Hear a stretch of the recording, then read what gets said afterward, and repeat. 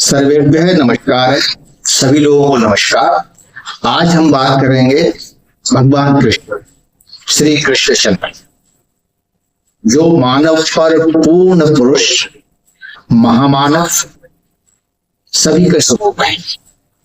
समस्त होते के भगवान कृष्ण मानव के सभी मनोभावों से हो, विषाद हो, दुख हो, क्रोध हो, सारी परिस्थितियों में समभाव रखने वाले भगवान कृष्ण जीवन के प्रत्येक रूप, आकार, परिवर्तन, प्रदर्शन सभी को अपने आप में समेटे हुए हैं भगवान कृष्ण। मानव रूप में भगवान कृष्ण का जो दर्शन होते हैं वो जन्म से लेकर और उनके पूरे जीवन काल में जो हमें देखने को मिलता है, अगर उसे देखेंगे तो उससे बढ़िया जीवन, उससे पूर्णता का जीवन, समभाव का जीवन का अगर कोई एक उदाहरण पूरी पृथ्वी पर हम खोजेंगे तो भगवान कृष्ण है। जन्म के समय से जन्म देने वाले माँ बाप से बिछड़ना, अलग रहना, फिर पालन हारे माँ बाप से भी एक समय अलग हो जाए, और उस समस्त परिस्थितियों में कहीं पर भी निराशा नहीं है उनके जीवन में, उत्साह उमंग योगी तो बाल्यकाल में भगवान कृष्ण अपने सखा साथियों के साथ, गोपाल ग्वालों के साथ जब ब्रज मंडल में अपनी रासलीला रचते हैं तो क्या कहें, प्रेम के जितने भी अतीन्द्रिय रूप हैं वो भी दिखाई देते हैं। राधा से स्नेह की अगर बात करें तो राधा अगर वेद के अनुसार देखें तो वेद कालीन भक्ति का प्रतीक है राधा जी। राधा अधिष्ठात्री देवी है, और यहाँ तक वर्णन मिलता है हमें कि भगवान कृष्ण जी की राधा के चरणों की रस अपने मस्तक पर धारण करते हैं। कहने का मतलब यहाँ पर यही है कि राधा उस शक्ति की प्रतीक है जो शक्ति भगवान कृष्ण के अंदर समाहित है, और उसकी हम आराधना करते हैं। इसलिए आज मानते हैं ब्रज की अधिष्ठात्री देवी राधा जी है, तो ब्रज क्षेत्र में इसलिए आज भी परंपरा राधे राधे राधे राधे। भगवान कृष्ण के जीवन के विभिन्न रूप हमें देखने को मिलते हैं। शौर्य की बात करें तो महाभारत का युद्ध 18 अक्षौहिणी सेना के साथ लड़ा गया था।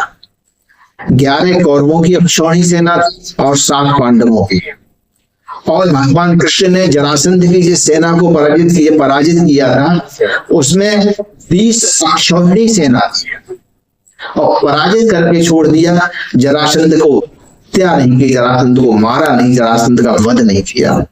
उसका कारण जो हमें बताया गया है, जो मिलता है कि जरासंध सभी भगवान कृष्ण के शत्रुओं को, मथुरा के विरोधियों को करके लाता था, और पता है कितनी बार आक्रमण किया था जरासंध ने मथुरा पर? 17 बार। कुछ ग्रंथों में ये 18 भी मिलता है, यानी 17-18 बार आक्रमण किया, और आखिर में जरासंध पराजित हुआ। शौर्य भगवान कृष्ण का, रुक्मिणी से विवाह का संदर्भ हो, शौर्य देखने को मिलता है। शौर्य की अगर पराकाष्ठा देखनी है तो वो भी भगवान कृष्ण के अंदर है। प्रेम की पराकाष्ठा देखनी है तो वो भी भगवान कृष्ण के अंदर है, और दुख की पराकाष्ठा देखनी है तो वो भी भगवान कृष्ण ही झेलते हैं उसको, कि जन्म देने वाले पिता के तौर पर हमने सभी पुत्रों की मृत्यु अपनी आंखों से देखी, अपने सामने देखी। लेकिन कौन सा वो मानव है, कौन सा अमानव हो सकता है जो हर एक स्थिति में इस और समस्त बुद्धि रख के समस्त कार्यों का निष्पादन करते हैं। भगवान कृष्ण को जब जरूरत पड़ी तो क्रोध भी देखने को मिलता है। अब क्रोध का सबसे मतलब जो रूप है जो आकर्षण भी करता है, क्रोध भी है, वो है कौरवों की सभा में अपने विराट रूप का प्रदर्शन।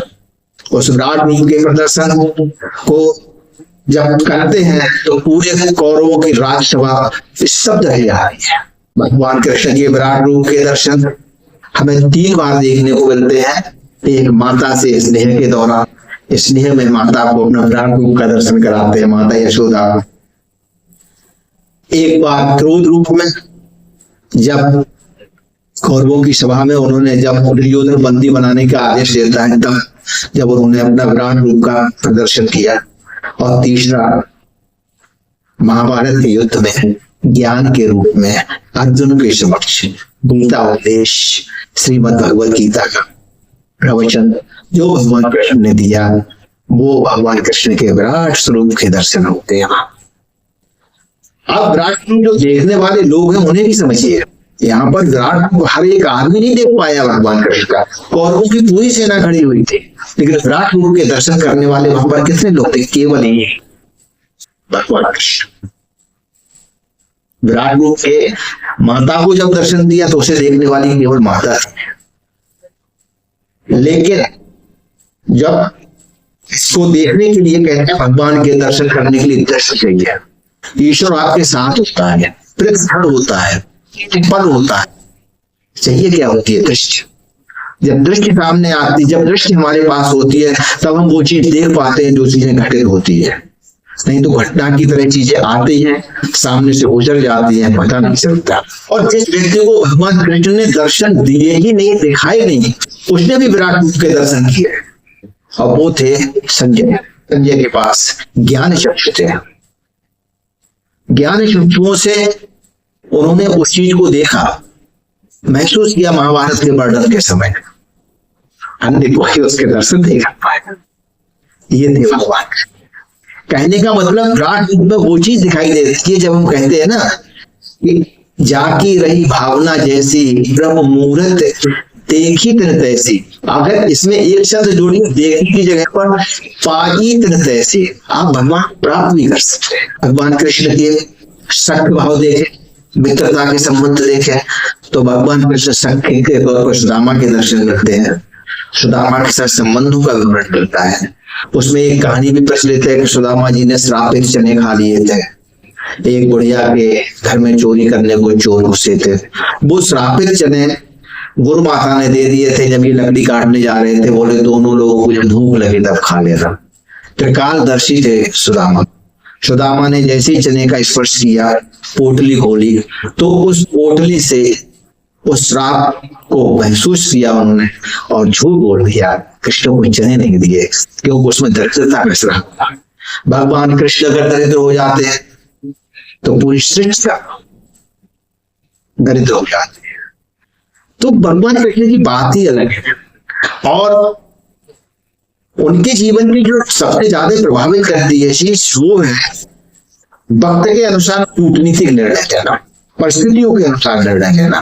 कभी भी वो प्रारंभ में भीष्म पितामह की तरह कोई प्रतिज्ञा नहीं करी है उन्होंने, और एक प्रतिज्ञा करी अपने जीवन में कि महाभारत के युद्ध में मैं धनुष बाण नहीं उठाऊंगा, शस्त्र ग्रहण नहीं करूंगा, और वो भी तोड़ दी परिस्थितियों में। अब कूटनीतिक तौर पर देखें तो जब जरासंध और उस मथुरा पर आक्रमण करने के कारण भगवान कृष्ण ने मथुरावासियों को जरासंध के आक्रमण से बचाने के लिए द्वारिका में एक नगरी बसाई, निर्माण कार्य और परिस्थितियों के अनुसार निर्णय इसमें। इसलिए भगवान कृष्ण के लिए ये उपाधि रण छोड़ दास के लिए है, यानी युद्ध छोड़कर आगे। और अंततः एक ही बात आती है, अगर महाभारत के युद्ध में देखें तो कौरवों के पास योद्धा तो बड़े बड़े, पांडवों के पास उतने बड़े योद्धा नहीं थे, परंतु विजय पांडवों की हुई। कहने का अर्थ ये, पांडवों के पक्ष के जितने भी व्यक्ति थे, जितने भी योद्धा थे, वो एक भाव से लड़ रहे थे। उनके अंदर अद्वैत था, कोई दूसरा भाव नहीं था। लेकिन कौरवों की सेना में पितामह भीष्म हो, द्रोणाचार्य हो, यहाँ तक कि अंत तक आते आते कर्ण हो, महर्षि शल्य हो, ये सब द्वैत भाव से पीड़ित थे। कहने का मतलब कि युद्ध कौरवों की तरफ से जाएंगे, भला पांडव को बचाएंगे। तो वहीं पर जब भगवान कृष्ण गीता में कहते हैं ना, तू मुझ में है और मैं तुझमें हूं, यानी जीतने का केवल एक ही कारण होता है कि आदमी द्वैत हो जाए, यानी एक जगह पर व्यक्ति अपने आप को निश्चित कर ले, कंसंट्रेट कर ले, और वो कंसंट्रेशन या वो संकेंद्रण या वो बौद्धिक संकेंद्रण जो था वो पांडवों के पक्ष में था, कौरवों के पक्ष में नहीं था। अतः उस युद्ध में कौरव पराजित होते हैं और पांडव विजयी होते हैं। जीवन के संदर्भ में अगर हम इससे प्रेरणा लेना चाहें तो हम ये कह सकते हैं कि हम वहीं पर विजय प्राप्त करेंगे जब हम अद्वैत भाव से कार्य करेंगे। यानी एक जगह जब कार्य करेंगे तो एक ही जगह सोचेंगे, उसी में मन लगाएंगे, बुद्धि लगाएंगे, सभी अपने कहने चाहिए बौद्धिक संसाधन, शारीरिक संसाधन और आर्थिक संसाधन जब किसी एक जगह पर विजय प्राप्त करने के लिए केंद्रित कर देंगे तो हमें विजय मिलेगी। ये भगवान कृष्ण का यही दर्शन है, यही कार्य है, यही उनका चरित्र के कहना चाहिए प्रेरणा है कि जब भी कार्य करें एकदम मतलब एकदम कंसंट्रेट होके करें, संकेंद्रित होके करें, कोई दूसरा भाव न रखें और परिस्थितियों में निर्णय लें। भारत के संविधान में एक चीज मिलती है कि युग कारणों पर ये निर्बंध लग रहा है। कहने का एक यहाँ पर जो इसका निष्कर्ष निकलता है कि संवैधानिक भाषा ये कहती है अगर परिस्थितियां समान रहती है तो ये होगा, अगर परिस्थितियां असमान होती है तो ये होगा। कहीं ना कहीं दर्शन हमारे जीवन में प्रत्येक क्षण प्रत्येक कर्म में साथ रहता है। आज इतना ही। बहुत बहुत